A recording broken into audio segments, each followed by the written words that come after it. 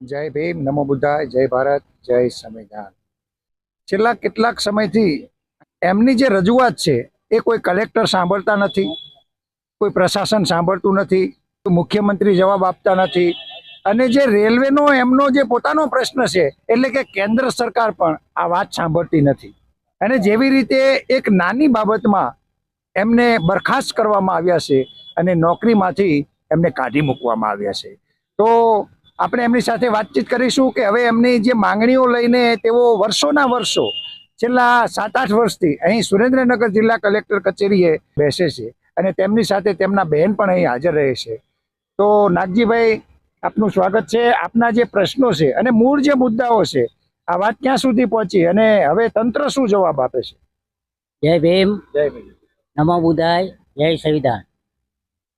મારું નામ નાગજીભાઈ શંકરભાઈ રાઠોડ છે અને હું વેસ્ટર્ન રેલવે રાજકોટ ડિવિઝનના સુરેન્દ્રનગર રેલવે સ્ટેશન ઉપર સફાઈ કામદાર તરીકે હું ફરજ બજાવતો હતો. અને મારી હારે એટલો બધો ભેદભાવ રાખે કે આ લોકો મને ઓફિસમાં કરવા દેતા નહોતા. અને જે બીજા સફાઈ કર્મચારી જે જાતે કોરી અને તે ઓર્ડર લઈને આવ્યા હતા સફાઈ કામદારનો, અને એ લોકો કામ નહોતા કરતા. અને તેમનું કામ, અમે બે વાલ્મીકી સફાઈ કામદાર હતા, તેમનું કામ અમારી પાસે કરતા. અને આ લોકોને જે 3 સફાઈવાળા કોરી હતા એમના ઘેરે કામ કરાવે. એટલે ઉપરના સવર્ણ લોકો જે સફાઈ કર્મીઓમાં એમને નોકરી મળેલી, હા, એ લોકો તમારી પાસે કામ કરાવતા હતા. હા, અને તમારે આ કામ કરવાનું એવું કહેતા હતા. હા, એવું કહેતા હતા. એ લોકો કામ નહીં કરે. હું સુપરવાઇઝર છું. મારા જે સુપરવાઇઝર હતા એ અમને એમ કહેતા કે હું સુપરવાઇઝર છું, એ કામ કરે ન કરે એ તમારે જોવાનું નથી. આ બાબતે મેં રેલવે પોલીસ સ્ટેશનમાં ફરિયાદ પણ નોંધાવેલી છે. અને એનો ખાર રાખી અને આ લોકો બધાએ મિલાપી અને મને ગેરકાયદેસર નોકરીમાંથી દૂર કરેલો છે. અને હું આ ન્યાય માટે છેલ્લા 7 વર્ષથી જિલ્લા કલેક્ટર કચેરી સામે સુરેન્દ્રનગર હું ન્યાય માટે બેઠો છું. ખૂબ જ દુઃખની વાત કહેવાય કે નાગજીભાઈને કોઈ વાંક નથી, પરંતુ તેમને ઉપરના જે સવર્ણ કર્મચારીઓ હોય એમણે એમને એવું કહ્યું કે આ કામ તમારે કરવું પડશે, કારણ કે તેઓ એક નીચી જાતિમાંથી આવે છે. એટલે ઉપરના સવર્ણ લોકો એવું સમજે છે કે નીચી જાતિવાળાને જ આ સફાઈનું કામ કરવાનું છે. તો એ અર્થમાં એમને વાત કરી. તો જ્યારે તમને ઉપરના સવર્ણ, તો તમે ઉપર રજૂઆત કરી, આપણા ઉપરના જે અધિકારીઓ હોય? આ બાબતે મેં ઘણી રજૂઆત કરેલી, પણ આ બધા મળેલા હોવાથી અમારી કોઈ ફરિયાદ સાંભળતા નતા. કોઈ દિયારામ નથી સાંભળતો. બધા મિલીભગત છે. બધા મિલીભગત અમને.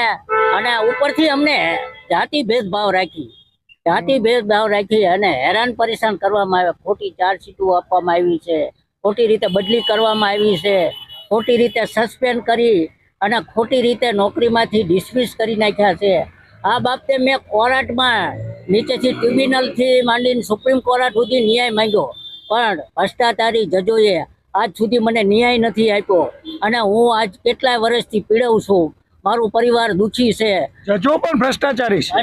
જજો ભ્ષ્ટાચારી છે અને કોઈ અમને ન્યાય આપતા નથી. અને મારું પરિવાર આખું બરબાદ થઈ ગયું. કલેક્ટર શું કહે? સુરેન્દ્રનગર જિલ્લા કલેક્ટર, ત્યારે તમે 7 વર્ષથી અહીં બેસો છો, તો કલેક્ટર સાહેબનું શું કહેવાનું થાય છે? કલેક્ટર સાહેબ ઘણા બદલી ગયા, પણ કોઈ અમારી ફરિયાદ સાંભળતા જ નથી. અને એમ કહે છે કે અમારામાં કંઈ આવતું જ નથી. તો આ જિલ્લાનો રાજા છે, જે પ્રજા એની પાસે ન્યાય માંગે છે, તો પ્રજાને આવો જવાબ આપે છે સાહેબ, તો અમારે કોની પાસે ન્યાય માંગવો? તો આ માટે આજે હું રેલવે ક્વાર્ટરમાં રહું છું, રહેતો તો એ મારું ક્વાર્ટર પણ આ લોકોએ પાડી વાળ્યું છે. મારું પાણીનું કનેક્શન કાપી નાખ્યું, મારું લાઇટ પાણીની સુવિધા બંધ કરી દીધી.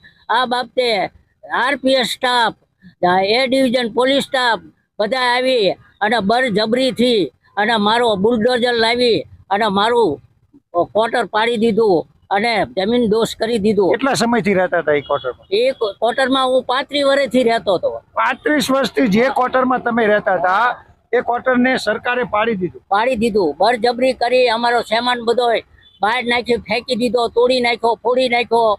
અમારી 20,000ની જારી હતી એ પણ તોડી નાખી. અમારા માલ ઢોર પાણી વગરના તરફડે અમે પાણી વગર તડફડવી, આવી ગરમીમાં અમારી લાઇટ પાણી બધું બંધ કરી દીધું. હાલમાં ક્યાં રહો છો હવે અત્યારે? અત્યારે હાલમાં અહીંયા જ રહેવી છીએ, પણ અમે ઝૂંપડું વાળીને રહેવી છીએ.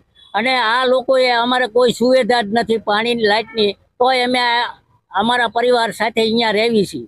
આવક બંધ થઈ જઈ તો હવે અત્યારે રોજીરોટી માટે શું? મજૂરી કરવી છે. છોકરોને બહુ મજૂરી કરવા જાય છે, કોન્ટ્રાક્ટ બેઝ ઉપર જાય છે અને મજૂરી કરીને લાવી છે ને અમારું ભરણ ગુજારણ ચલાવી છે. અને અમે 2 જણા તો ઉંમર લાયક છે, વૃદ્ધ થઈ ગયા છીએ હવે, એટલે અમે ત્યાં મજૂરી કામ કરવા જઈ શકતા નથી. તો આ અંગે અમે ઘણા ટાઈમથી રજૂઆત કરી, કેન્દ્રમાં કરી, રાજ્યમાં કરી, પણ કોઈ અમારી ફરિયાદ સાંભળતા જ નથી. અને હું આજે 7 વર્ષથી અહીંયા બેઠો છું. હું બીમાર છું, ડાયાબિટીસ બીપીનો પેશન્ટ છું. મને મણકાની તકલીફ થઈ જાય બેઠા બેઠા, તો મેં અમદાવાદ નારાયણ હોસ્પિટલમાં ઓપરેશન કરાવેલું છે.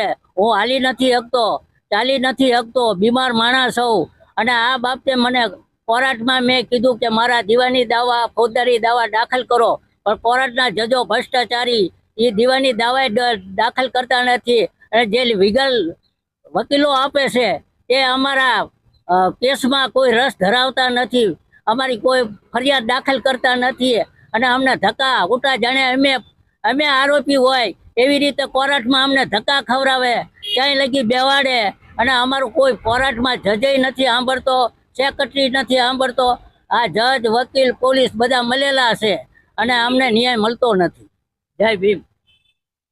દુઃખની વાત છે કે નાગજીભાઈ ન્યાય માટે અહીં બેઠા છે, તથા હાઈકોર્ટ ઉપર પણ કેટલાક સવાલો ઉઠાવ્યા છે કે એમને ન્યાય નથી મળતો, અને આ ન્યાય પણ ક્યાંક ને ક્યાંક હજુ સુધી અધૂરો હોય એવું લાગે છે. હા, અને જે આ મારો જે કેસ છે, મારી ફરિયાદ છે, એ દબાવી દે છે. ઉપર લગી કોઈ પહોંચતી જ નથી.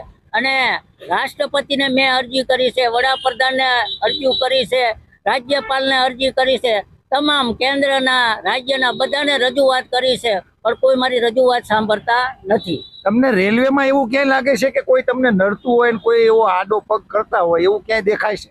હા, એવું મને દેખાય કે જે મારો સુપરવાઇઝર આરે મેં જે એટ્રોસિટી ફરિયાદ કરેલી એનો ખાર રાખી અને આ બધા રાજકોટ ડિવિઝનના બધા અધિકારીઓ મળી અને મને આ ખોટી રીતે નોકરીમાંથી ડિસમિસ કર્યો છે.